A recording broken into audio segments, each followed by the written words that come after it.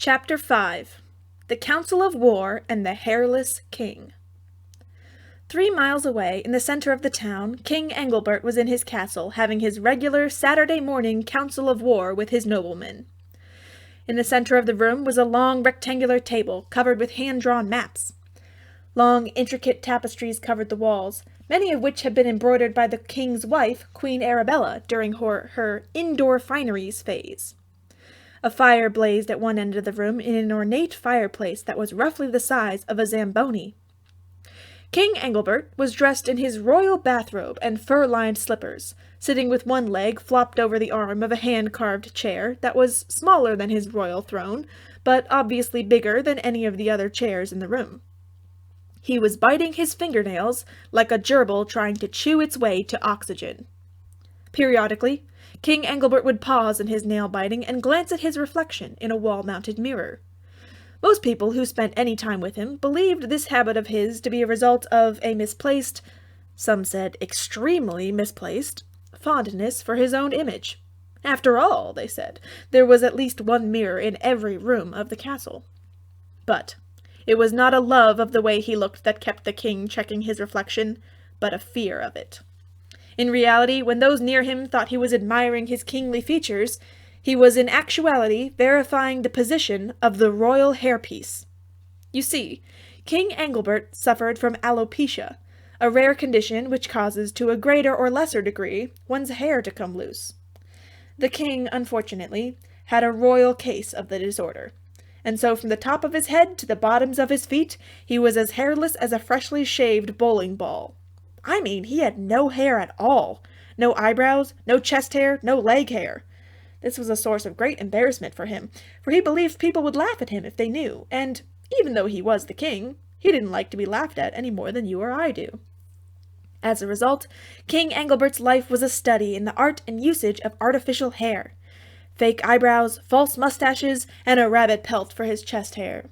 He would sometimes stand before his dressing-room mirror, admiring the way he looked with a swath of rabbit pelt stuffed down the front of his tunic, intended to simulate royal chest hair. He thought he looked quite manly. The nobles thought he looked like he had a weasel hiding in his shirt. On this particular Saturday morning, King Engelbert had been trying something new to keep the royal hairpiece in place. A sticky derivative of pine sap that he painted onto the top of his head with a horsehair brush. The first version of this formula had been too thick, and had resulted only in gluing the horsehair brush to his head, but later revisions had produced better results, and the king was now hopeful of success. He was pleased with the amount of hold the goo offered, and it brought the added bonus of a pleasant pine scent that followed him wherever he went, though some of the castle staff had begun unconsciously humming Christmas carols whenever he came around. The king checked his reflection again and addressed the men who sat around the table. "Nobles, I'm worried. The royal spy has sent word that Tarnation has a new secret weapon, but he has not yet been able to find out what it is." "Again?" said a bored-looking man in a bearskin cape. "How's that, Duke Ellington?" said the king. "Forgive me, your royalness," said the duke, "but you said the same thing last time we prepared for battle, and the time before that. It seems Tarnation has a new secret weapon every turn of the millstone. First it was the mirror of pervasive blindness, intended to reflect sunlight into our eyes and deprive our soldiers of their sight, but the day of the battle was overcast. Then they had the amulet of irresistible sleepiness, that was supposed to put us all into a trance, but they couldn't find a soldier who could hold it aloft without slipping into a stupor and falling face first into the mud. Then there was the bow of significant distance, and the catapult of unprecedented range. Those people have more secret weapons than Queen Arabella, long may she live, has shoes." Though the king wanted to disagree, he found himself once again overwhelmed by the duke's superior logic and skill with words. "I cannot deny the truth of what you say, Duke Ellington," said the king.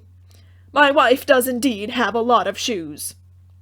Ellington considered explaining to the king that his point wasn't actually about shoes, but decided instead to continue what he was saying and hope Engelbert would eventually catch up. "So, as I was saying," said the duke, Every time Tarnation comes up with something new, we produce our own secret weapon to counter their secret weapon.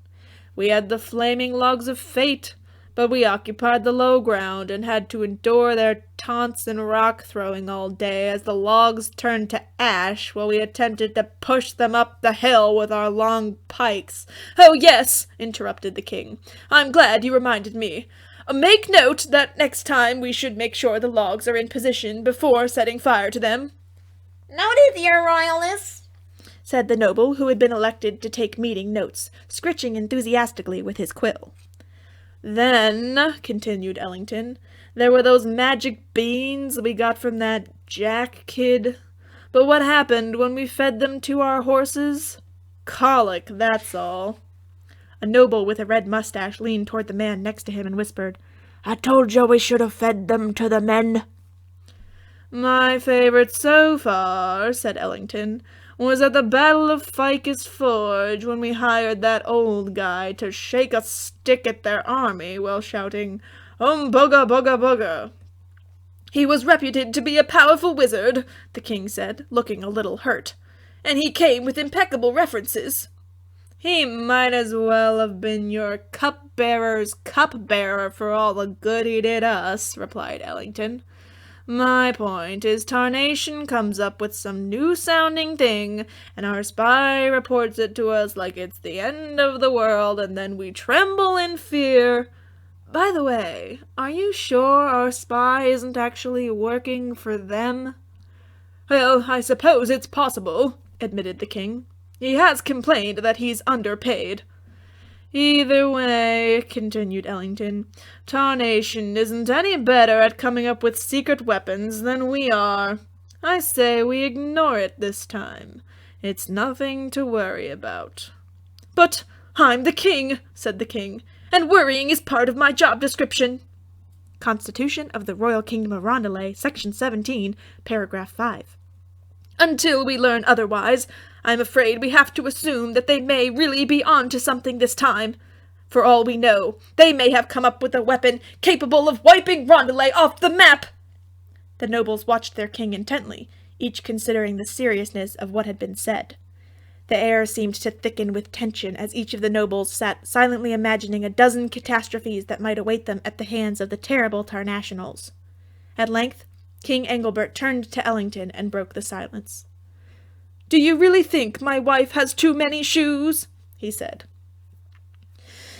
After the council of war, King Engelbert returned to the royal bedchambers, where Queen Arabella was practicing her calligraphy. "How did the war council go, dear?" she said absently. "Oh, you know," Engelbert said with a sigh. "Same as always." "That's nice, dear," she said, not looking up from the parchment she was lettering. King Engelbert seated himself at his grooming table and began trying on eyebrows.